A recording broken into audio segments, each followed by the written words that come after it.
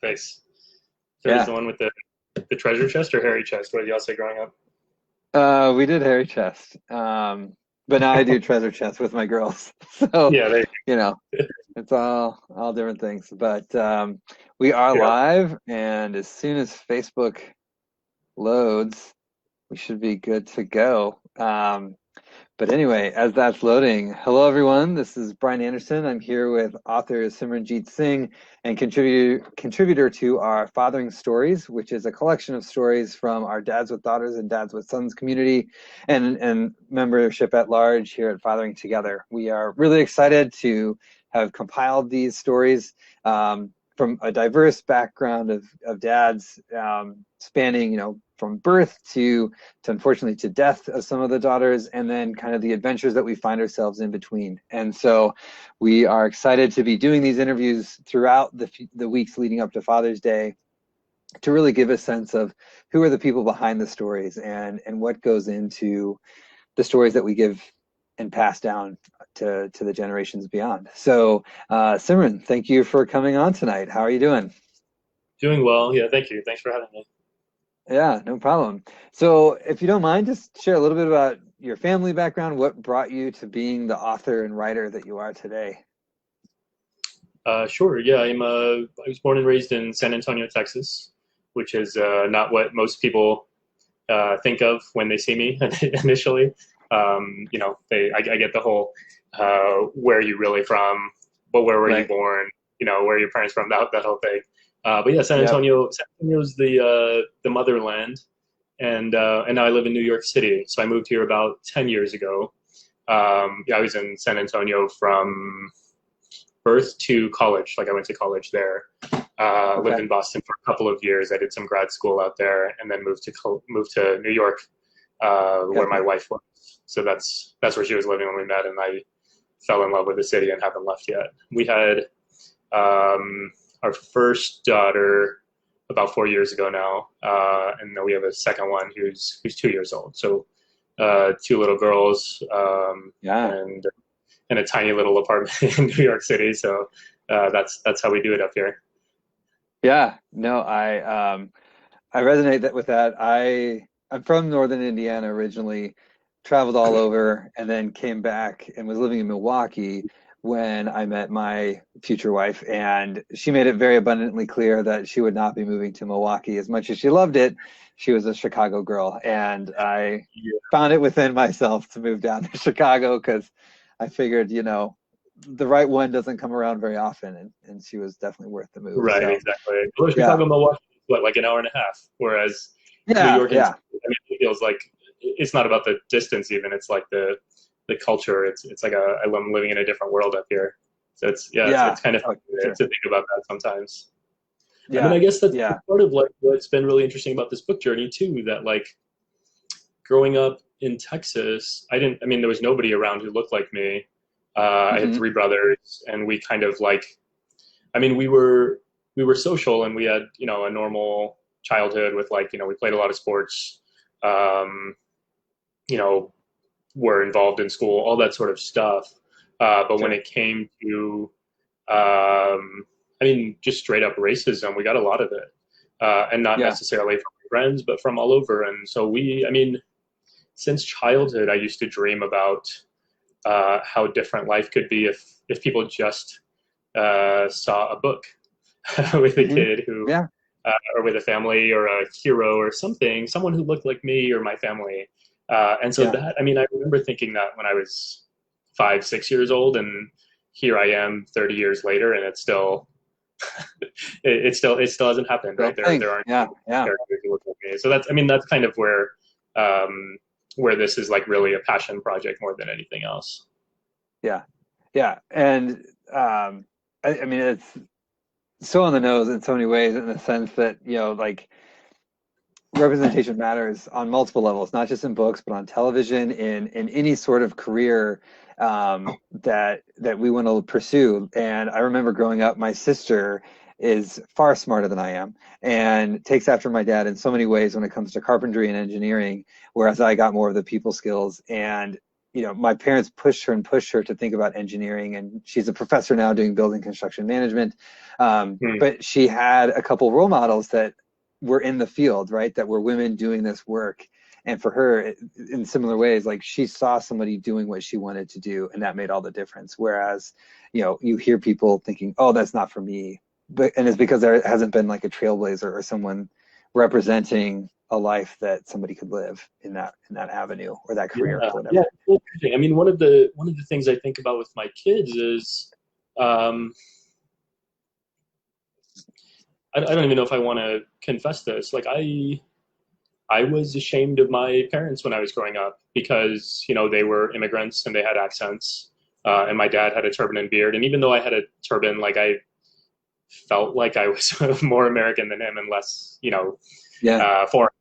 And so, like, I think about that sometimes with my girls, and I'm like, oh man, like there's going to be a point at which they're embarrassed of me because of all the messages that their friends are getting and they're getting yeah, from the yeah, media of like, oh, you know what a person with a turban and a beard is? Like that guy's our enemy, right? That guy's a terrorist, right, and we don't right. have anything in common with those people. And so, to have, I read this book to my daughter's class, and a couple of her classmates, like while I was reading it, they were like, "Hey, that's you in the story."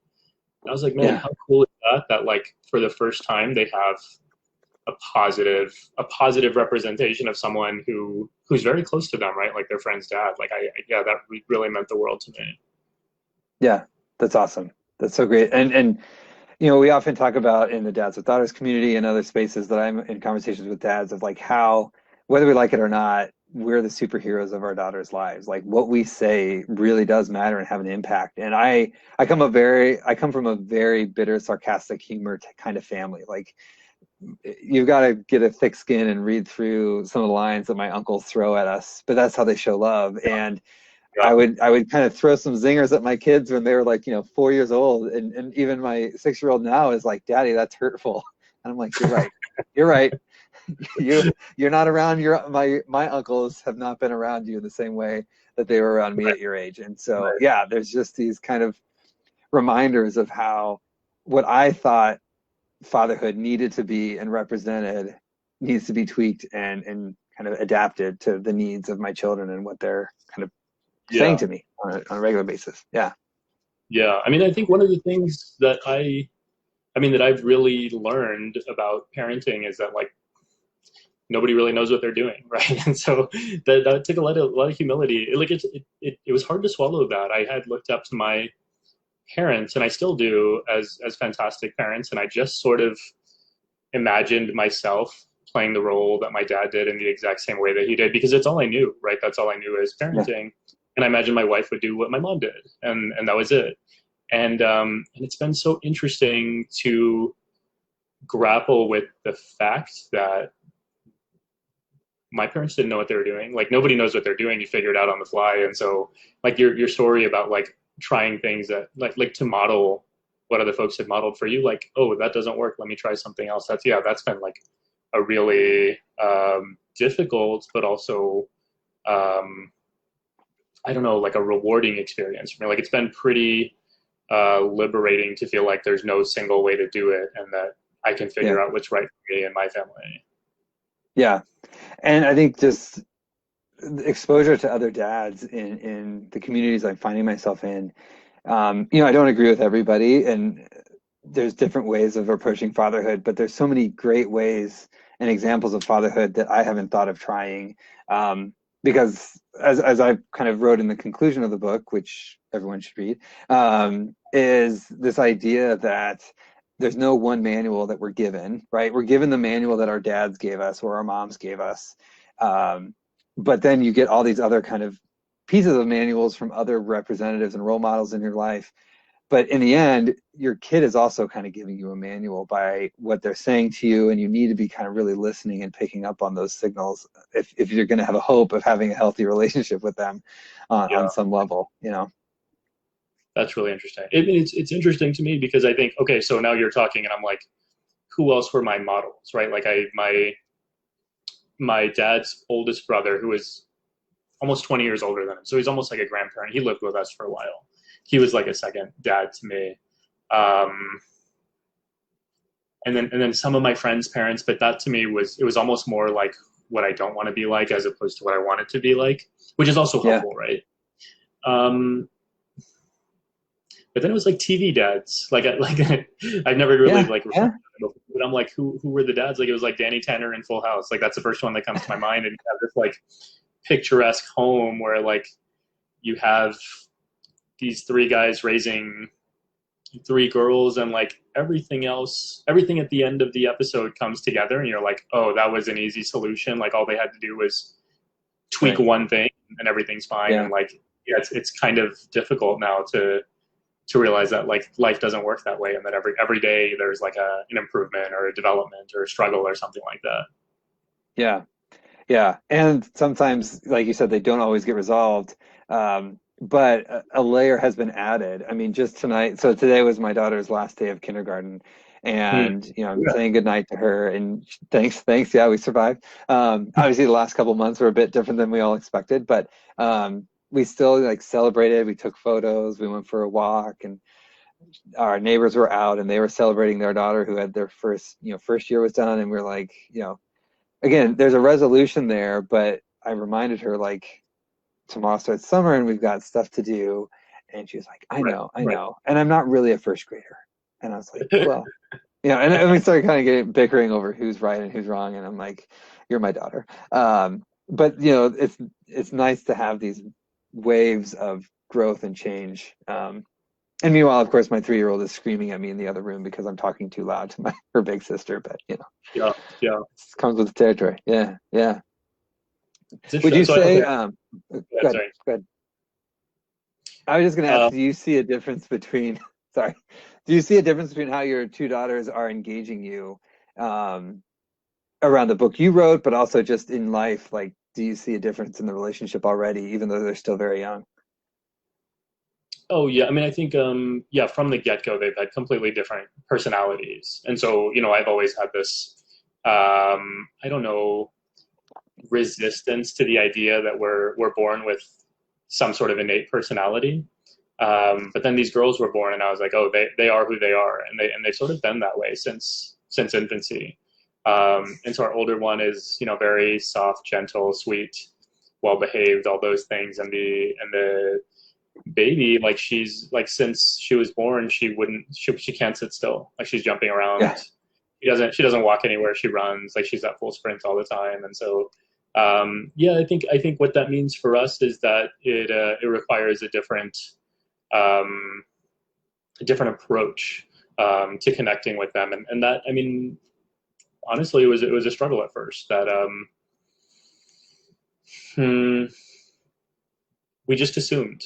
I mean, I'm just trying to think about it off the top of my head. We just assumed that like the second baby would be the same, and we would do the same things, and we would get the same outcomes, right. and it hasn't been true. And so we've had to adjust our approaches just Yeah, based on our personality. And I think what you were saying before about listening to your kids and being open, like we're talking about all these different kinds of models we can have. Ultimately, the kids are the ones who are guiding our decisions and also our approaches and how we engage with them, right? Like I mean, I think about this as an educator. Um, the best teachers are the ones who aren't there to show off or aren't there to impose on people what they think they should know, right? Like the best, like we've all had good teachers, and the best teachers are hmm the ones who aren't there for themselves. They're really just there to serve the needs of their students, right? And I try and right, think right. about it in the same way, that like it really isn't about me. And I think like it's natural for us to feel that way, right? Like in a relationship of love, like we really don't feel like it's about us, right? That's kind of part of the game, but it's easy to get lost in like, well, I think it should be this way, or this is my theory, or this is my practice, or the best practice, or what I read, and yeah, we forget that sometimes. So anyway, I try and keep that in mind sometimes when I get lost. Yeah, yeah, that's a good point. I was often thought about, in college, I read up on servant leadership a little bit. The college I went to had a whole like course on Robert Greenleaf and a house for people that wanted to really live into servant leadership. And I kind of always just said like, okay, that's cool. That's a philosophy. But when I became a dad, a friend of mine kind of gave me um, this philosophy on fatherhood that he lived by, and Robert Greenleaf, his name popped up, and it kind of reintroduced servant leadership to me in a way that I was like, oh yeah, being a dad in many ways is a servant leader, where sometimes you really do have to be upfront. Like, there's certain things where you just have to lay down the law and be black and white around, like, the stove is hot, don't touch it, right? But then as they start to grow and you see them kind of take on leadership, it's more about like, what am I doing behind the scenes to set them up for success, and what am I doing to remove some obstacles or burdens so that they can really flourish in ways that my parents did for me, that I never recognized, but now I do as a dad myself. So Yeah, that's really interesting. I think we've been talking through, my wife and I talk about that kind of thing um, fairly regularly, and one of the things that I really struggled to understand with my parents is why, like, what could move them to leave their homeland mhm. where they had everything and they were comfortable. Like, what could possibly make them leave that and come to this? My dad came to this country with less than $10 in his pocket. Like, wouldn't it have made more sense for him to stay? And then my kids were born, and I was like, oh, that's what moves you to try and do whatever you can to create the best life possible, right? That's what love can do.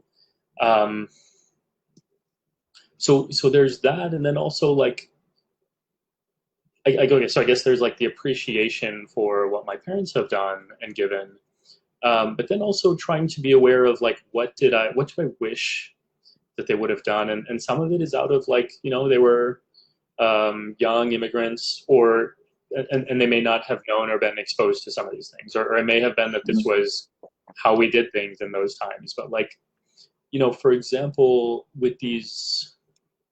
with our current discussions around racial justice, um, my 4-year-old, so we live in New York. The protest went right by our house the other day, and I took my daughter out to them, and we had a conversation about race, and that's not something my parents ever talked to us about. I mean, they would talk to us about being safe and like, you look like this and people think this, and so like you're at risk, right? That's kind of what our conversations would be Yeah. like as we get older.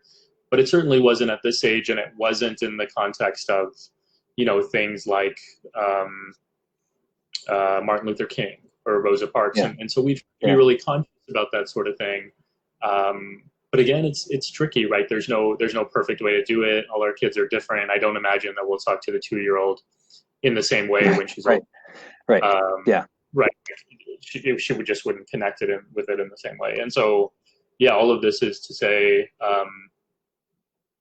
trying to, I guess, what you're saying in terms of like how to think about parenting as a framework, trying to give them the best tools, and to help give them the best frameworks for understanding the world around them, and finding success. Like, yeah, that's all I want to do. Yeah. Yeah. It's no easy feat, but I mean, especially judging some of the comments that have been showing up. Thanks, guys, for listening in. I think that's what we all want, right? It's just what's best, and that our children, sons or daughters, that they have the best opportunities ahead of them, and for us to create a path as best we can see it, and know that they're going to be angry and rebel no matter our best efforts, and then just hold our breath through those years. Even whenever they may come. But yeah, awesome. So Simran, I just want to again appreciate you for contributing to the Fathering Stories book.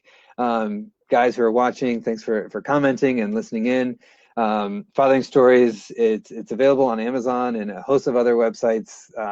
Depending on where you shop, it's only $1.99, and it's filled with amazing stories. There's about 20 authors from our group that have contributed chapters.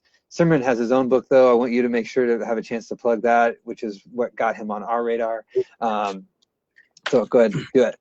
Yeah, this is the book. It's available for pre-order. It's called Foja Singh Keeps Going, the true story of the oldest person to ever run a marathon. And I mean, he's my running inspiration. He crossed the finish line in a marathon at the age of 100.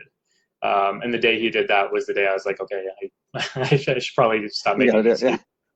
Yeah. excuses. But yeah, I mean, it's the first book from a major publisher to have a hero with a beard and a turban. And my thesis is essentially, um, if we can get our kids to see the humanity in people who look most different from them, right? Like in terms of like physical appearance, age, right? Like he's got a Yeah. white beard and he's thin and older looking. If they could see the humanity in someone like him, then they could probably see anyone's humanity and Right. probably also even their own. And so that to me is like the underlying goal, the goal of this book. Awesome. Yeah. And honestly, I love that, and that's why I appreciate the work that you do so much. And I didn't mention this at the beginning, but Simran and I officially met 2 years ago, right? Yeah. When he came to speak at a conference I was running, and I could just tell we had a kindred spirit because of the fact that we're both dads. And I think whether it's running, fatherhood, carpentry, whatever, right? Like all of these things that people do, there's similarities, there's common points in our lives that allow us to kind of see the humanity and the common love that we have for a craft or an experience. And if we can start there from a place of like, hey, you love your daughters, I love my daughters, let's talk about fatherhood. And wow, you stress about the same things I stress about. And differences and everything in between, but like there's a common experience there, there's a common love of daughters and sons for those that have sons that I think transcends some of the differences that are on the surface. And I think that's what I've loved about Dads with Daughters here on Facebook, just to see those connections that are being made, the guys from around the world saying happy birthday just because somebody that they've never met before ever and probably will never meet again just needed some birthday wishes for their daughters, especially in this time of social distancing. So in that sense, like, yeah, I think the themes of that book are going to bring true in so many people and come across in many of the stories in the fathering together stories as well. So yeah, great. If guys are interested in following you, where can they find you on the social internet So, spaces? yeah, I spend way too much time on social media. I'm on Twitter, Facebook, and Instagram. I'm Sikh Prof, SIKHPROF. So yeah, hit me Awesome. up there. Yeah, I'm happy to connect. Awesome. Yeah, he throws on a lot of wisdom and highlights a lot of things that need to be highlighted. But do you have any final words or a closing thought for those that are watching tonight? This is cool. I've been a part of the group for a while, and like since meeting you, basically, Brian. And yeah, Yeah. I've exactly what you're describing. Like I find I find it can be pretty isolating to be a new dad, a dad in general, right? I'm a Yeah. little farther into it now, but like it's not something we talk about, but it's something that at least for me, I think about all the time, right? It's probably the most important thing to me. So this group has been an amazing resource for me. So thank you, Brian, and thank you everyone for being a part of it. Yeah, no, thank you.